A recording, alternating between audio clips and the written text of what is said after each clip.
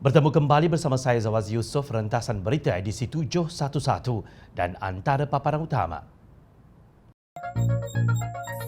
Tabung haji tutup kedai jika tidak diselamatkan Pakatan Harapan. Warna kulit, sokongan terhadap kasturi mencurah-curah. BMF pun terbarai ada hati menyibuk dengan tabung haji. UMNO bersatu, saling benci tapi rindu.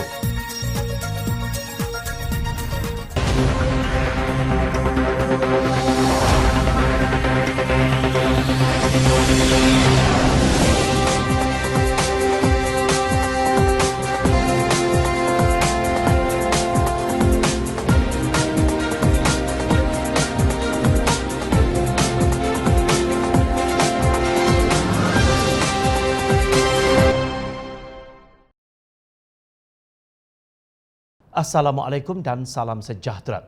Sejak tahun 2014, Bank Negara telah memberi amaran kepada lembaga tabung haji tetapi nilai aset tidak dibuat dari sudut nilai rosot yang sebenar, kata bekas Menteri Agama Jabatan Perdana Menteri Kerajaan Pakatan Harapan Datuk Seri Dr. Mujahid Yusof. Beliau yang ketika itu masih menjadi ahli jawatan kuasa Pusat PAS telah menyuarakan kebimbangan mereka tetapi tidak diendahkan. Demi keinginan Kerajaan Barisan Nasional mahu memberi hibah dibuat laporan keuangan yang cantik.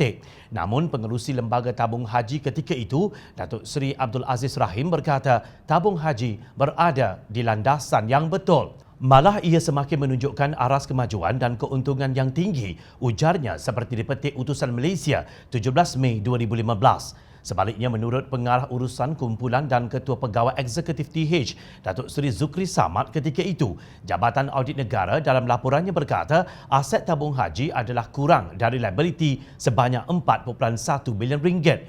Sepanjang 2018, banyak perkara berlaku dan jurang pasaran menyebabkan defisit aset berbanding liability tabung haji mencecah 10 bilion ringgit. Dalam keadaan ini, kalau tanpa syarikat tujuan khas SPV, sudah tentu kita tidak mampu bayar dividen pada tahun 2018. Kita berterima kasih kerana kerajaan menyokong pelan pemulihan tabung haji yang dicadangkan iaitu dengan SPV.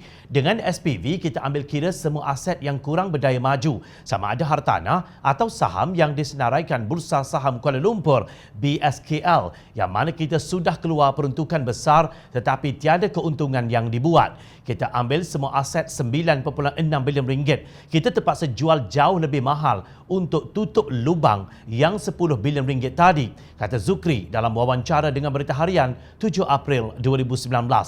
Namun bekas Ketua Pemuda PAS Muhammad Khalil Hadi dan Ketua Pemuda UMNO Datuk Ashraf Wajdi Dusuki terus mengeluarkan kenyataan yang tersirat seolah-olah Kerajaan Pakatan Harapan menyeleweng tabung haji. Khalil mengkritik pemindahan 4 hotel milik tabung haji kepada Urus Harta Jamaah Sendirian Berhad atau UJSB.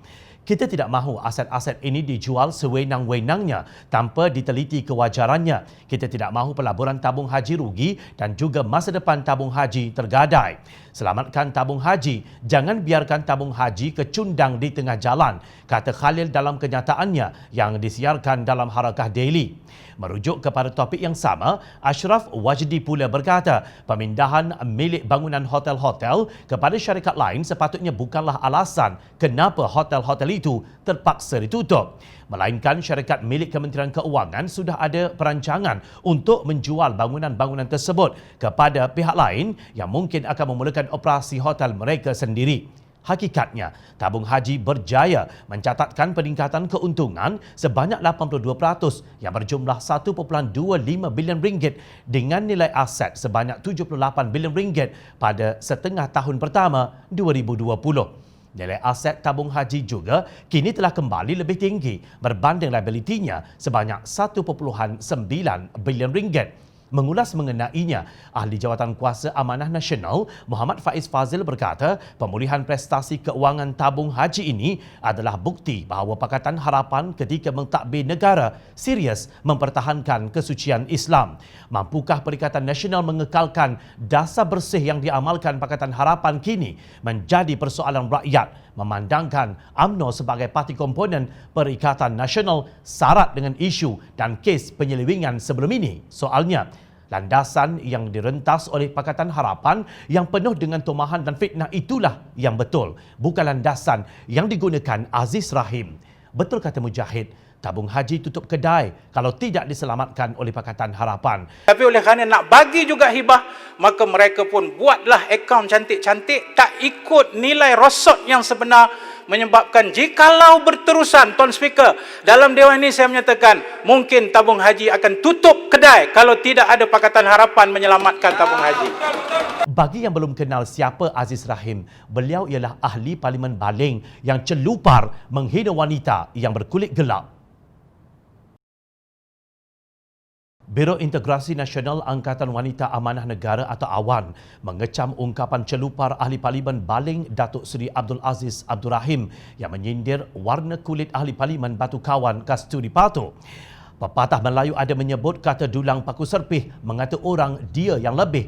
Tepuk air di dulang akhirnya percik ke muka sendiri. Kami nasihat beliau agar rajin-rajinlah belik muka sendiri di dalam cermin kerana tindakannya merendahkan Batu Kawan sama seperti ibarat meludah ke atas langit jatuh ke muka sendiri. Demikian kenyataan Naib Ketua Awan Nasional merangkap pengerusi Biro Integrasi Awan Nasional Puspa Nagia Vengadesan bersama timbalannya Alusel Vinadan dan timbalan Ketua Biro Integrasi Awan Selangor Pavati Mutukanu.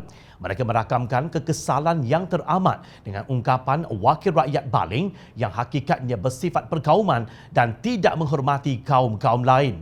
Kami juga ingin menasihatkan beliau agar jadilah sebagai pemimpin Islam yang baik dengan menunjukkan kematangan dan lebih peka terhadap perasaan orang lain walaupun berlainan agama dan etnik. Sentiasa beringat bahawa setiap makhluk di bumi adalah ciptaan Tuhan Yang Maha Kuasa, tegas mereka. Terdahulu pengerusi Biro Kanun Awan, Suraya Salim, menyifatkan kenyataan Aziz itu sebagai berbau perkauman dan menghina wanita. Kami mengecam tindakan ini yang secara jelas bersifat menghina fizikal dan merendah-rendahkan martabat kaum wanita menerusi kata-kata seperti tak nampak, gelap dan pakai bedaklah. Malah merupakan kata-kata yang tidak menggambarkan ketinggian martabat parlimen unparliamentary. Katanya, bagi pihak Angkatan Wanita Amanah, pihak Awan turut menzahirkan rasa jelik kerana tiada seorang pun kalangan ahli-ahli parlimen wanita daripada Perikatan Nasional yang bangkit menempelak tindakan ahli parlimen Baling itu. Mereka berpendapat bahawa insiden sedemikian bukanlah kali pertama berlaku. Kami menggesa semua ahli parlimen daripada kedua-dua belah pihak untuk menyatakan pendirian tegas menolak sebarang kenyataan dan sikap menghina sama ada merujuk kepada warna kulit, jantina, perwatakan fizikal dan apa-apa jua kenyataan seksis atau menghina wanita di institusi parlimen yang mulia, khususnya di Dewan Rakyat. Perdebatan di Dewan Rakyat harus bebas daripada sebarang elemen perkauman, seksis dan bersifat merendah-rendahkan antara ahli parlimen, tegas Suraya. Wanita DAP Pulau Pinang dalam kenyataan ringkas turut bersolidariti dengan Kasturi dan menuntut Aziz memohon maaf secara terbuka kepada seluruh wanita di Malaysia. Pemangku Ketua Wanita Keadilan Selangor merangkap Naib Ketua Wanita Keadilan Malaysia, Sagita Jayakumar, menyifatkan kenyataan Aziz itu jelas menunjukkan sikap dan jati diri beliau yang rendah dan tidak menghormati kemuliaan Dewan Rakyat serta meneruskan tradisi kebiasaan pemerintahan lama yang gemar bersikap rasis dan seksis. Wanita Keadilan turut melahirkan rasa kesal kerana tindakan ini tidak ditegur oleh ahli-ahli parlimen wanita dari Perikatan Nasional. Apatah lagi ianya melibatkan kenyataan yang berbau perkauman dan merendah-rendahkan martabat kaum wanita yang selama ini diangkat tinggi oleh pentadbiran Pakatan Harapan. Perkara sedemikian turut mencerminkan betapa peranan seorang wanita tidak pernah menjadi agenda penting Perikatan Nasional dan mereka hanya berminat untuk berebut kuasa dan memegang peranan penting demi temolok diri sendiri serta kroni, tegas Sagita. Kasturi dalam kenyataan di Facebook berkata beliau benar-benar terkesan dengan sokongan yang diterima akibat kata-kata hinaan ahli parlimen Baling terhadapnya dan semua wanita. Saya tetap solidariti dengan anda semua dan sangat menghargai semua sokongan yang saya terima. Bersama-sama kita perlu mengecam fanatik, perkauman dan seksis tanpa rasa takut atau memihak, ujarnya. Aziz dalam kenyataannya berkata gelap itu merujuk kepada tempat duduk, namun kenyataan Aziz itu ditempelak oleh netizen Tulsi Tivani. Habis tempat duduk kena pakai bedak. Apa pula pandangan Kumutaraman, Naib Ketua Dewan Himpunan Penyokong PAS? Takkan tunggu fatwa baru hendak bersuara? Pengerusi Gerakan Pembela Ummah atau Ummah Muhammad Zai Mustafa dilaporkan meminta Kerajaan Perikatan Nasional menamatkan segera lantikan pengerusi dan lembaga pengarah di tabung haji. Alasannya mereka merupakan lantikan dari Kerajaan Pakatan Harapan. Katanya lantikan baharu ini akan mengembalikan keyakinan pendeposit tabung haji kepada institusi milik umat Islam itu.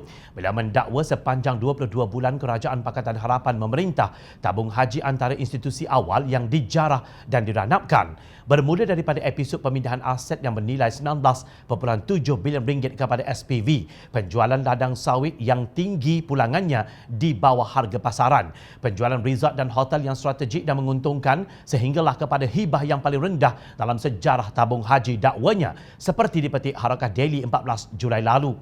Menurut laporan, Muhammad Zai berkata, tabung haji merupakan institusi yang menjadi contoh kepada kekuatan ekonomi umat Islam, tetapi akhirnya tabung haji diruntuhkan sehingga menghilangkan kepercayaan umat Islam kepada institusi ekonomi ini. Ummah berharap Perdana Menteri dan Menteri Agama dapat melantik pengerusi dan lembaga pengarah tabung haji yang baharu bagi mendapatkan semula keyakinan umat Islam kepada institusi ini. Seterusnya memacu institusi ini bagi memperkasa objektif asal tabung haji, katanya kepada Harakah Daily. Adakah Muhammad Zai merapu kerana beliau baru keluar dari perigi buta, hilang ingatan atau mengalami sindrom berbalisma? Baru sahaja, Tan Sri Muhyiddin Yassin mengesahkan prestasi tabung haji di Parlimen pada 13 Julai lalu. Izinkan Jom Channel ulang soalan lisan bekas Menteri Agama, Jabatan Perdana Menteri Datuk Seri Dr. Mujahid Yusof dan jawapan Muhyiddin. Soalan lisan Mujahid berbunyi, minta Perdana Menteri menyatakan kedudukan jumlah aset terkini tabung haji. Adakah benar kerajaan terdahulu iaitu Pakatan Harapan telah menjual banyak aset tabung haji dan membiarkan tabung haji dikuasai oleh orang bukan Islam? Jawapan yang diterima berbunyi begini, Tuan Yang Dipertua, untuk makluman ahli yang berhormat, kedudukan terkini aset lembaga tabung haji pada 30 Jun 2020 seperti yang diumumkan dalam laporan prestasi tabung haji setengah tahun pertama 2020 adalah berjumlah 78 bilion ringgit dengan lebihan aset berbanding liability sebanyak 1.9 bilion ringgit. Selaras dengan pelaksanaan pelan pemulihan dan penstrukturan tabung haji, aset-aset yang kurang berdaya saing telah dipindahkan kepada sebuah syarikat tujuan khas SPV iaitu Urus Harta Jamaah Sdn Bhd UJSB yang dimiliki penuh oleh kerajaan di bawah Menteri Keuangan diperbadankan MKD. Nah, apa lagi yang Muhammad Zai mahu? Ingatlah prestasi kempen BMF Buy Muslim First yang dijuarai ummah yang kini lemah. Itu pun beliau menyalahkan Kerajaan Pakatan Harapan atas kegagalannya sendiri. Sedangkan peneraju BMF itu yang membenarkan kempen tersebut ditunggang oleh PAS. Kempen BMF ini dahulunya telah mendapat respons yang negatif daripada kerajaan pusat dan negeri yang diterajui oleh Pakatan Harapan yang memerintah selama 22 bulan. Katanya dalam satu kenyataan yang dipetik Malaysia Kini, lebih baik sekiranya beliau menumpukan perhatian kepada kempen BMF itu daripada menyebok dengan tabung haji. Jangan jadi kuman di seberang laut nampak, gajah di depan mata tidak nampak. Sampai bila gerombolan penunggang agama ini akan terus memperbodohkan pengikut-pengikut mereka? UMNO dilaporkan menggugurkan tuntutan mereka terhadap 9 ahli parlimen yang meninggalkan parti berkenaan selepas pilihan raya umum lalu untuk menyertai Bersatu. Presiden UMNO Datuk Seri Ahmad Zaid Hamidi berkata pihaknya membuat keputusan tersebut kerana kedua-dua parti berkenaan kini bersama dalam Perikatan Nasional. Sejak Ogos tahun lalu, UMNO mula memfailkan saman terhadap bekas ahli parlimen parti itu bagi menuntut ganti rugi kerana didakwa melanggar kontrak, amanah dan mendapat kekayaan yang tidak sepatutnya. UMNO meminta ganti rugi sebanyak RM200,000 setiap seorang. Antara yang disaman termasuk ahli parlimen Larut Datuk Seri Hamzah Zainuddin yang kini memegang jawatan Menteri Dalam Negeri Kerajaan Tebuk Atap Perikatan Nasional. Selain Hamzah, semua yang melompat juga telah mendapat ghanimah masing-masing sama ada sebagai menteri, timbalan menteri dan pengerusi badan yang berkaitan kerajaan. Adakah ini bermakna UMNO sudah memaafkan mereka dan tidak akan mencabar kerusi yang mereka menangi dahulu atas tiket UMNO Barisan Nasional? Sudah tentu tidak. Ahli Parlimen Padang Rengas, Datuk Seri Muhammad Nazri Abdul Aziz berkata, semua kerusi yang dimenangi oleh UMNO dalam pilihan raya umum ke-14 lalu perlu dikembalikan kepada parti itu. Nazri menegaskan perkara tersebut tidak perlu dibahas dan dirundingkan lagi kerana ia menjadi milik UMNO. Perubahan berlaku akibat tindakan ahli parlimen yang memenangi kerusi tersebut melompat parti. Kalau kita mahukan kerusi Mersing kembali, serupalah juga kerusi-kerusi lain yang mana UMNO bertanding dan menang tetapi ahlinya lompat parti. Bukan hijrah, tapi lompat parti mungkin kerana tidak ada kekuatan mental.